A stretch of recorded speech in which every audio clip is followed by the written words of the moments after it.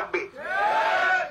জাতীয় নাগরিক পার্টির উত্তরাঞ্চলের মুখ্য সংগঠক সার্জিস আলম বলেছেন, বিবেক বেচে দিয়ে দলের প্রতি অন্ধ হয়ে মার্কার প্রতি দাসত্ব করে নিজেকে বন্ধক দিবেন না। আগামী নির্বাচনে অন্ধভক্ত হওয়ার প্রয়োজন নেই।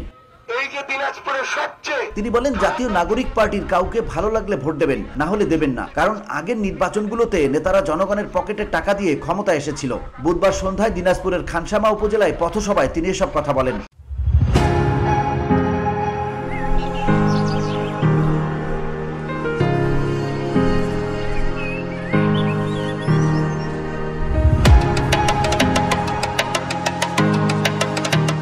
সার্জিস আলম বলেন, আগামীর বাংলাদেশে নিজেদের বিবেককে জাগ্রত রেখে সত্য ও ন্যায়ের পক্ষে থাকি। যে ভালো কাজ করবে জনগণ তাকেই প্রতিনিধি হিসেবে বেছে নেবে। আগামী নির্বাচনে দলীয় পরিচয় কিংবা প্রতীকের ভিত্তিতে নয়, বরং ভালো মানুষের হাতে ক্ষমতা তুলে দিতে হবে।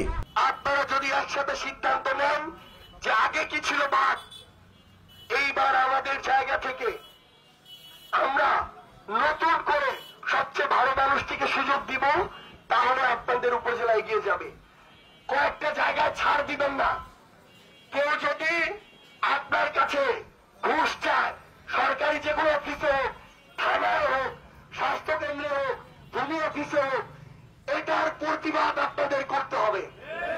এই প্রতিবাদ যদি করতে না পারেন, আজকে একজনের কাছে ওই খারাপ লোকগুলো হাত পেতেছে, কালকে 10 জনের কাছে পাবে। তিনি বলেন, এর আগে দেখা গেছে কিছু লোক টাকা দিয়ে মনোনয়ন কিনে মার্কা ও প্রশাসনকে ব্যবহার করে নির্বাচনে জিতেছে। এরপর 5 বছরের মধ্যে 4.5 বছর তাদের কোনো খোঁজ থাকে না। এই অপসংস্কৃতির রাজনীতি এখনই বন্ধ হওয়া উচিত। খারাপগুলোকে আর ছাড় দেওয়া যাবে না।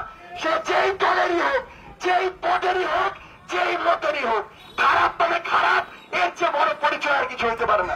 VOD Bangla news desk. আমাদের জায়গা থেকে এইটুকু আহ্বান জানাই।